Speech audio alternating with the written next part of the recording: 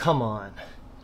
Alright, it's been 3 years since I started making YouTube videos alongside my full-time job in tech, and for the first year, I would literally wake up feeling anxious because I thought there was just no way I could get everything done in the 16 hours I was awake. But I've picked up a few tricks since then, so in this video, I'm sharing the 8 time management tips that actually help me get shit done. Starting with number 1, create a God's eye view. Sounds grandiose, but hear me out. If you're into self-improvement, you probably have a budget tracker. By recording your expenses and income every month, you can track how key metrics like your spending and net worth change over time. This holistic God's eye view of my personal finances is easy to access. I keep it bookmarked in my browser, provides a clear snapshot of my financial situation, and most importantly, helps me spot issues and potential problems. The same benefits carry over to the workplace and my side hustle. At work, I literally have a bookmarks folder with links to dashboards and spreadsheets that track the performance of my projects. This could be something as simple as using the SUMIF function to automatically update a total number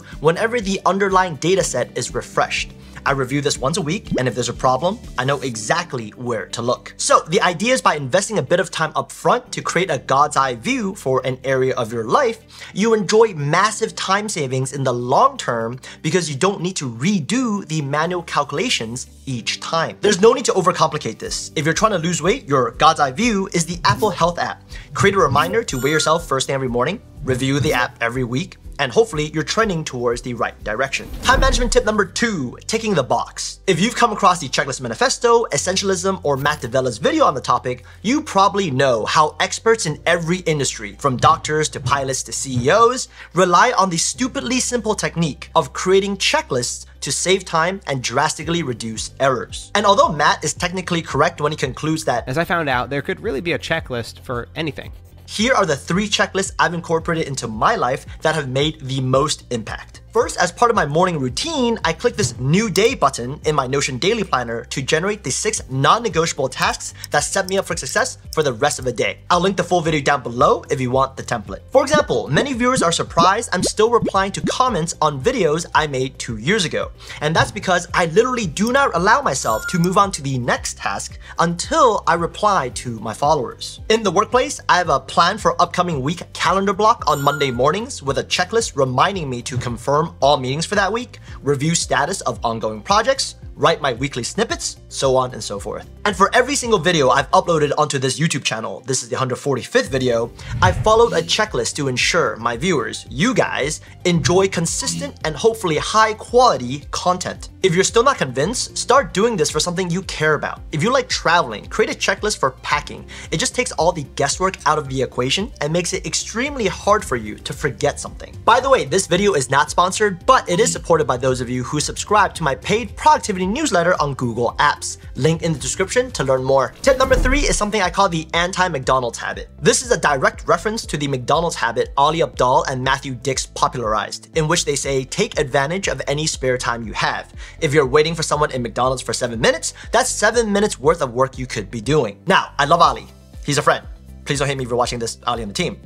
But according to Andrew Huberman, 99% of people need a 2 to 5 minute transition period between tasks for optimal performance. So my personal caveat to the McDonald's habit is to make a distinction between high brain intensive tasks like creative or deep work and low focus tasks like processing email and responding to messages. For example, when I have back-to-back meetings and one ends 5 to 10 minutes early, I'm definitely not going to work on a high stakes strategy presentation only to lose my train of thought when the next meeting begins. But emails and messages are sufficiently unimportant that I'm okay if I get distracted halfway through. Speaking of email, the Inbox Zero workflow has been the biggest game changer for my productivity and that of many others. It's the golden standard for inbox management, and the workflow itself was popularized by ex-Googler and author of Make Time, Jake Knapp. You basically follow a set of rules, or a checklist if you will, when processing email. Start with the oldest emails and work your way up. For emails where action can be taken within 2 minutes, deal with them immediately and archive them. For emails where action requires more than 2 minutes, add a follow-up label. For emails where the action is delegated to someone else, but you are still responsible for the outcome, add a waiting label. For emails you need to refer back to time and time again, add a reference label. All other emails can and should be archived. This workflow ensures you never forget about an important email and clears your inbox of distracting emails you have already dealt with. I have tutorials for both Gmail and Outlook, so check those out after. Time management tip number 5 is the atomic 80-20 rule. A quick search on the best morning routine will have you believe that you need to wake up at 6, work out, stretch, cold shower, meditate, walk 10,000 steps, plan your day, journal, and you have to get all that done by 6:15 to be productive.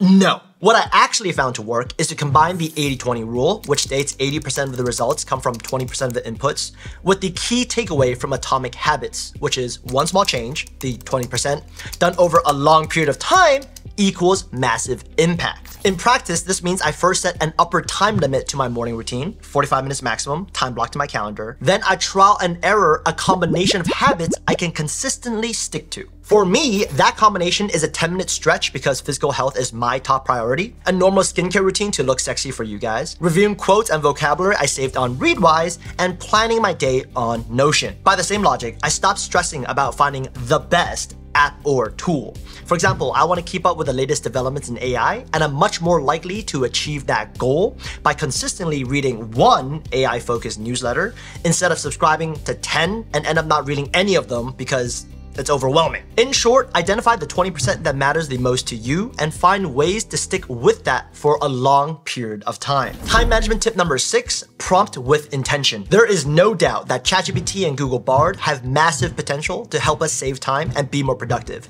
but they can also be overwhelming and inefficient if you don't identify relevant use cases that apply to you. Imagine 2 scenarios. In scenario A, I tell you you can now use Bard to help you book flights, hotels, search for YouTube videos, and access Docs and Drive, which is all true, by the way. In scenario B, I tell you that by typing @Gmail, you can ask Bard to summarize all unread emails for you every morning. Which scenario are you more likely to take action on? Probably scenario B because it's specific and relevant. So instead of getting overwhelmed by posts like top 100 ChatGPT prompts and use these 50 AI tools to 10x your productivity, I recommend following these 3 simple steps. First, identify 1 to 3 repetitive tasks at work that take up a disproportionate amount of your time. Second, create prompts for those tasks specifically by either taking an existing prompt from a repository like GitHub's prompts library and making edits, or watch my 8-minute video on how to master prompting. Once you find a prompt that outputs consistently high quality results,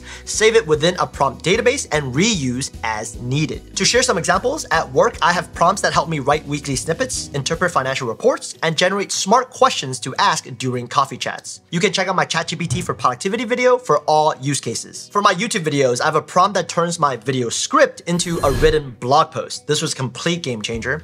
And for my personal life, ChatGPT helps me come up with pickup lines for, cooking recipes. ChatGPT helps me with cooking recipes.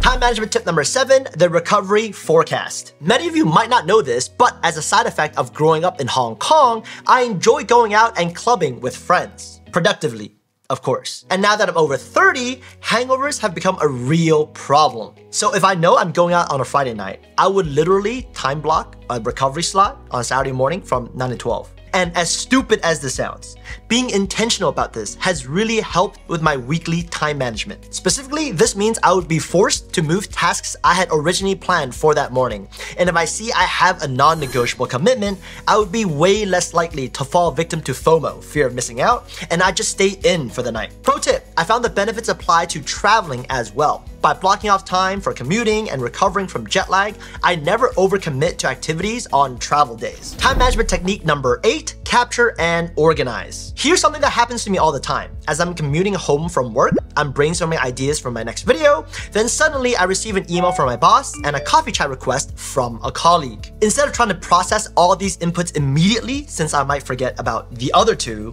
I would first capture all 3 tasks within my to-do app, and when I'm home and on a laptop, I would then organize those tasks into their respective locations. I add the video idea into my Notion database, I process the email according to the Inbox Zero workflow, and I create an event on Calendar for the coffee chat. If you want to learn more about this extremely simple yet underrated time management tip, check out the full workflow here. See you on the next video. In the meantime, have a great one.